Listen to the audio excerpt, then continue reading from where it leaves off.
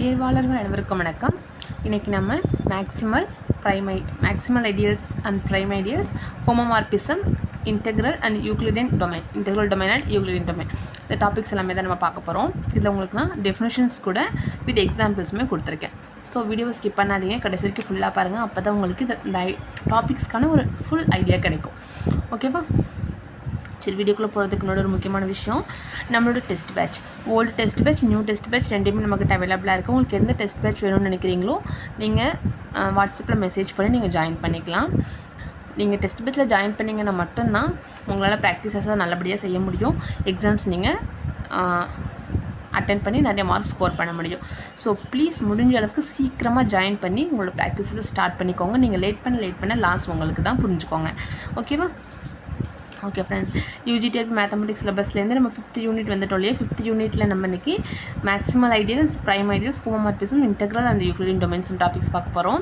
இந்த first topic என்ன அப்படின்னா மேக்ஸிமல் ஐடியல். மேக்ஸிமல் ஐடியலுக்கான டெஃபினிஷன் சொல்கிறேன் பாருங்கள்.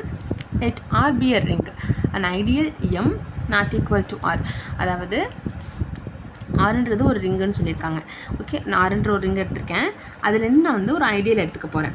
ஓகேவா? ஐடியல்ன்றது என்ன? ஆர் கண்டெய்னிங் ஐ. ஐன்றது நமக்கு ஆரோட ஒரு சப்செட்டு தான். கரெக்டாக? ஆரோட ஒரு சப்செட் தான் நம்ம என்ன சொல்கிறோம்? ஐடியல்னு சொல்லுவோம். ஓகேவா? ஸோ எனக்கு ஐடியல் ஒன்று எடுத்திருக்கேன். அந்த ஐடியல் வந்து இந்த இடத்துல நான் எம்ன்ற ஐடியல் எடுத்திருக்கேன்.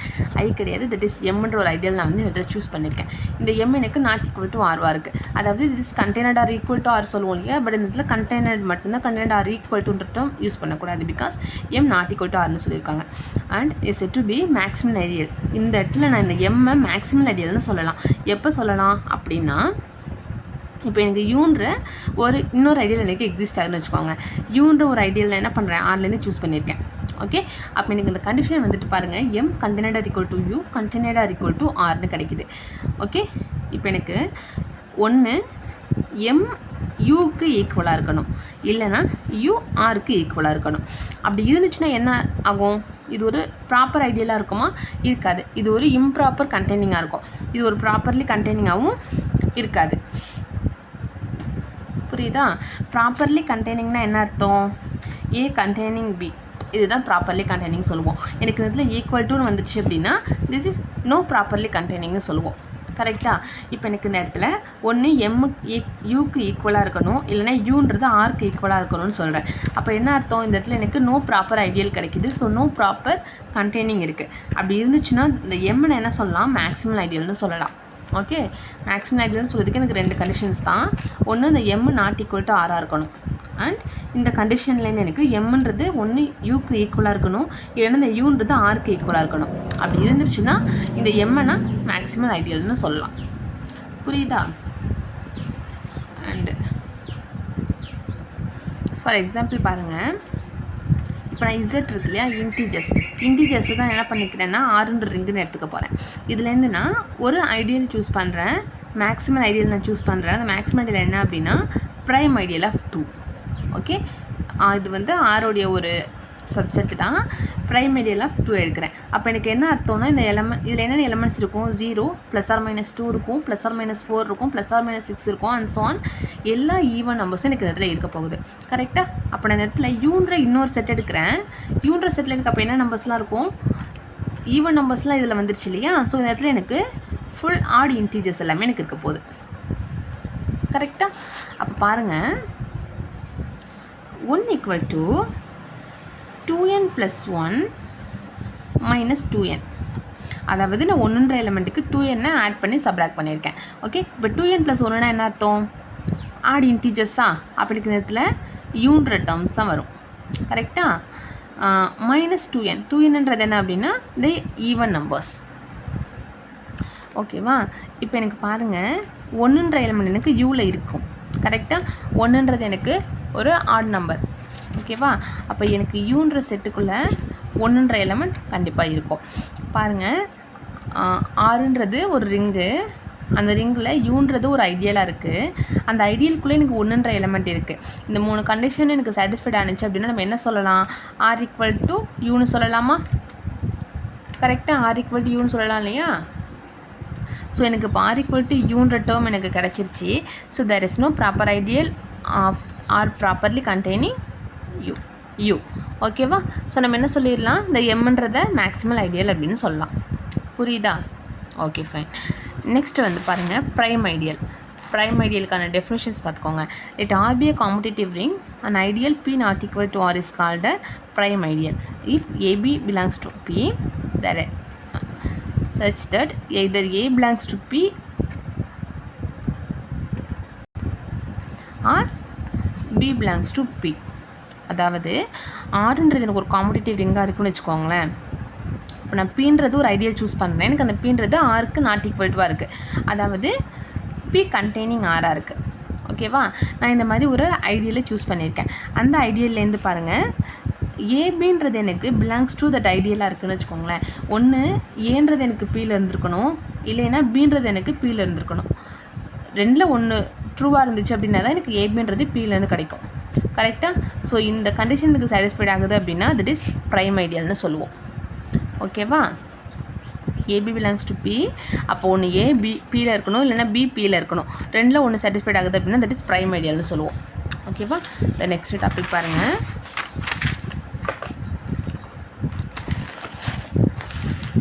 Homomorphism of ring. Okay, homomorphism of ring. Homomorphism அப்படின்னாலே நமக்கு என்ன கண்டிஷன் சாட்டிஸ்ஃபைட் ஆகியிருக்கணும், நம்ம ஆல்ரெடி பார்த்துருக்கோம் இல்லையா? ஹோமோமார்பிசம்னு சொன்னாலே f of a b equal to F of a f of பின்னு இருக்கணும். இது வந்து மல்டிப்ளிகேஷனுக்கு. சப்போஸ் இது அடிஷனாக இருக்குது அப்படின்னா f of A plus B equal to F of A plus F of பின்னு இருக்கணும். இதுதான் நம்ம என்ன சொல்லுவோம், ஹோமோமார்பிசம்னு சொல்லுவோம். ஓகேவா? இங்கே சேம் அதே ரூல்ஸ் தான் ஃபாலோ பண்ண போகிறோம். ஆர் டேஷ்ன்ற ரெண்டு ரிங்கு நான் எடுத்திருக்கேன். எனக்கு இப்போ இந்த ரெண்டு ரிங்கும் எஃப்ன்ற ஃபங்க்ஷனுக்கு கீழே மேப் ஆகுது. அதாவது இது எனக்கு ஆறுன்ற ரிங்கு, இது எனக்கு ஆர் டேஷ்ன்ற ரிங்கு, இது ரெண்டுமே கனெக்ட் பண்ணக்கூடிய ஃபங்க்ஷனுக்கு பேர் எஃப். எஃப் மாப்பிங் ஃப்ரம் ஆர்லேருந்து ஆர் டேஷ்க்கு போகுது, ஆர் டு ஆர் டேஷ் போகுது. ஓகேவா? இப்போ இதை நான் ஹோமோமார்பிசம்னு சொல்லணும்னா எனக்கு இந்த ரெண்டு கண்டிஷனும் சாட்டிஸ்ஃபைட் இருக்கணும். F of A plus B equal to F of A plus F of பின்னு இருக்கணும். எஃப் ஆஃப் ஏபினா F of A into F of பின்னு இருக்கணும். ஃபார் ஆல் ஏபி எல்லா டேர்ம்ஸுமே எனக்கு 600 எலமெண்ட் இந்த 600 செட்டுக்குள்ளே இருந்திருக்கணும். ஓகேவா? ஓகே, இப்போ எனக்கு எஃப்ன்ற ஃபங்க்ஷன் எனக்கு இந்த ரெண்டு கண்டிஷனும் சாட்டிஸ்ஃபைட் ஆகுதுன்னு ப்ரூவ் ஆகிடுச்சு. இப்போ இந்த கண்டிஷன் சாட்டிஸ்ஃபைட் ஆகிட்டு வித் 1-to-1 ஃபங்க்ஷனாக இருக்குது அப்படின்னா நம்ம எஃப் மோனோமார்பிசம்னு சொல்லுவோம். சப்போஸ் இது எனக்கு ஆன்-டூவாக இருக்குது அப்படின்னா இதை நம்ம எப்பிமார்பிசம் அப்படின்னு சொல்லுவோம். எனக்கு 1-to-1 இருக்குது, ஆன்-டூவும் இருக்குது அப்படின்னா தட் இஸ் ஐசோமார்பிசம்னு சொல்லுவோம். இது இந்த இதில் நான் சொல்லலை, நீங்கள் நோட் பண்ணிக்கோங்க. 1-to-1 மட்டும் இருக்குன்னா மோனோமார்பிசம், ஆன்-டூ மட்டும் இருக்குன்னா எப்பிமார்பிசம். இது பைஜெக்டிவாக இருக்குது, அதாவது ரெண்டுமே இருக்குது. 1-to-1 அண்ட் ஆன்-டூ ரெண்டு இருந்துச்சுன்னா தட் இஸ் பைஜெக்டிவ்னு சொல்லுவோம் இல்லையா? ரெண்டுமே இருக்குது அப்படின்னா அதை ஐசோமார்பிசம்னு சொல்லுவோம். அண்ட் இப்போ homomorphism of ring onto itself, இது நம்மளுக்கு ஆன்-டூ இட் செல்ஃபாக இருக்குது. ஓகேவா? அப்படி இருந்துச்சுன்னா தட் இஸ் எண்டோமார்பிசம்னு சொல்லுவோம். ஓகேவா? ஓகே, நெக்ஸ்ட் ஜஸ்ட் இந்த கண்டிஷன்ஸ் மட்டும் தெரிஞ்சு வச்சுக்கோங்க. இந்த நேம்லாம் நான் சொன்ன மாதிரி இந்த நேம்ஸ் எல்லாமே ரொம்ப ரொம்ப முக்கியம். ஸோ இந்த கண்டிஷன்ஸ் வித் நேம்ஸ் இது மட்டும் நீங்கள் கிளியராக தெரிஞ்சு வச்சுக்கோங்க. அடுத்து பாருங்கள், field of quotient. Any integral domain D can be embedded in a field F, and every element of F can be expressed as quotient of two elements of D. Then the field F is called the field of quotient of D. அதாவது இப்போ நான் ஒரு integral domain D எடுக்கிறேன். Integral domain எடுக்கிறேன் அப்படின்னா எனக்கு 3 condition satisfied ஆகிருக்கணும். ஒன்று என்ன, ஏபி ஈக்குவல் டு பி என்ற கண்டிஷன் சாட்டிஸ்ஃபைட் ஆகிருக்கணும். இந்த டின்ற டொமைனுக்குள்ளே எனக்கு 1ன்ற எலமெண்ட் கண்டிப்பாக எக்ஸிஸ்ட் ஆகிருக்கணும். அண்ட் ஏபின்றது நாட் ஈக்குவல் டு 0 இருக்கணும். இது மூணுமே சாட்டிஸ்ஃபைட் ஆனிச்சுன்னா தட் இஸ் இன்டெக்ரல் டொமைன்னு சொல்லுவோம் இல்லையா? இப்போ இன்டெக்ரல் டொமைன் டின்றது எடுத்திருக்கேன். இந்த D can be embedded in field F. Embedded means அது கூட வந்து கனெக்ட் ஆகியிருக்குது, அது கூட நம்ம டச் ஆகியிருக்குது. ஒரு ஃபீல்டு கூட எனக்கு இந்த டின்ற இன்டெக்ரல் டொமைன் டச் ஆகுது அப்படின்னா, டச் ஆகும்போது எனக்கு F can be express as the quotient of 2 elements of D. எஃப்ன்ற ஃபீல்டை வந்து நம்ம எப்படி எக்ஸ்பிரஸ் பண்ணலாம் அப்படின்னா, quotient of 2 element of D. டியில் இருக்கக்கூடிய ஏதோ 2 எலமெண்ட்ஸால், இப்போ எனக்கு டிலேருந்து ஏபின்னு 2 எலமெண்ட் நான் டியில் எடுக்கிறேன் அப்படின்னா ஏ மாடுலோ பி அப்படின்னு என்னால் ரைட் பண்ண முடியும். ஓகேவா? இந்த ஏ மாடுலோ பின்ற டேர்ம் எனக்கு பிலாங்ஸ் டு எஃப்ல இருக்கணும். அப்படி இருந்துச்சுன்னா அதுதான் நம்ம ஃபீல்ட் ஆஃப் கோஷியன்ட்னு சொல்கிறோம். புரியுதா?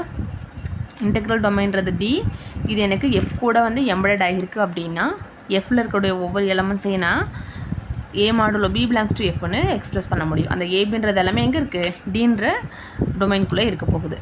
புரியுதா? டெஃபினேஷன்ஸ் மட்டும் தெரிஞ்சு வச்சுக்கோங்க.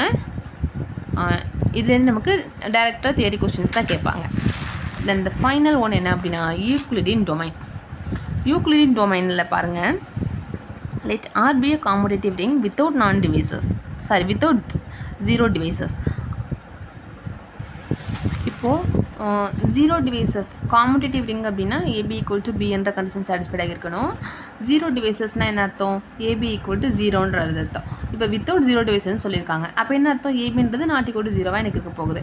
ஓகே, இப்போது R is called Euclidean domain இல்லைன்னா யூக்ளிடியன் ரிங் அப்படின்னு நம்ம இந்த ஆரை சொல்லணும் அப்படின்னா எனக்கு இந்த கண்டிஷன் சாட்டிஸ்ஃபைட் ஆகிருக்கணும். என்ன பாருங்கள், every non zero element A belongs to R there is defined a non-negative integer d of a satisfying the following conditions. என்னென்ன அப்படின்னா d of a less than or equal to d of ab. d means domain of a less than or equal to domain of ab. இந்த ஏபின்ற terms எல்லாமே எனக்கு ஆறுன்ற ரிங்குக்குள்ளே தான் இருக்க போகுது. இந்த second condition பாருங்கள், a, b belongs to r, there exists q, r belongs to r such that a equal to qb plus r where either ஆறுன்றது ஒன்று ஈக்குவல் டு ஜீரோவாக இருக்கணும், இல்லைன்னா டி ஆஃப் ஆறுன்றது லெஸ் தென் டி ஆஃப் பியாக இருக்கணும். ஓகேவா? ஓகே, இந்த ரெண்டு கண்டிஷனும் எனக்கு சாட்டிஸ்ஃபைட் ஆகுது அப்படின்னா அதனால் யூக்ளிடியன் டொமைன் அப்படின்னு சொல்லலாம். ஃபார் எக்ஸாம்பிள் பாருங்கள், நமக்கு இதுக்கு கொஸ்டின்ஸ் எப்படி கொடுப்பாங்க அப்படின்னா டி ஆஃப் ஏயோட வேல்யூ நமக்கு கொடுத்துருப்பாங்க. இப்போ D of A equal to 1 for R A belongs to F minus 0.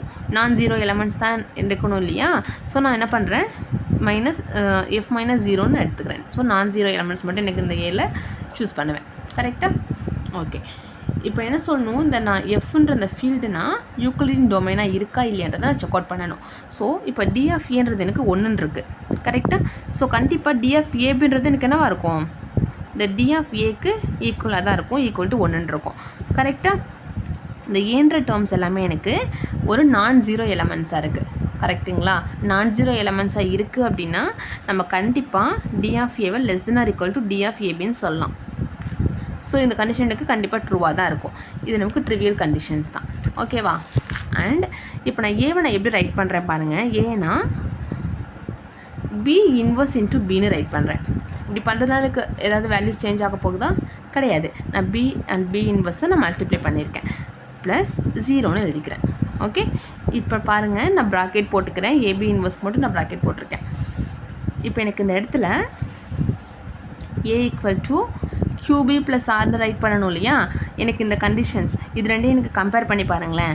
B இருக்கிற இடத்துல பி இருக்குது, ஏ இருக்கிற இடத்துல ஏ இருக்குது. So Q equal to AB இன்வர்ஸ்னு இருக்குது, ஆர் ஈக்குவல் டு 0ன்னு இருக்குது. கரெக்டாக?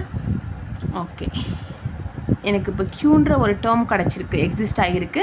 அண்ட் ஆரோட வேல்யூ எனக்கு 1 0வாக இருக்கணும், இல்லை எனக்கு D of R less than D of பின்னு கிடைக்கணும்னு சொன்னோமா?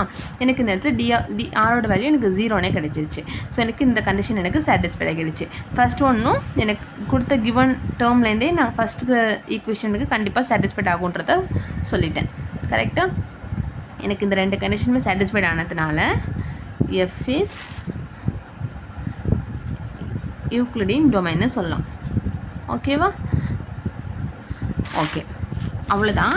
இன்றைக்கி நம்மளோட வீடியோவில் நம்ம மேக்ஸிமல் ஐடியல்னால் என்ன, அண்ட் ப்ரைம் ஐடியல்னால் என்ன, ஹோமோமார்பிசம்னா என்ன, யூக்ளிடியன் டொமைனா என்ன, இது எல்லாமே உங்களுக்கு நான் கிளியராக சொல்லியிருக்கேன்.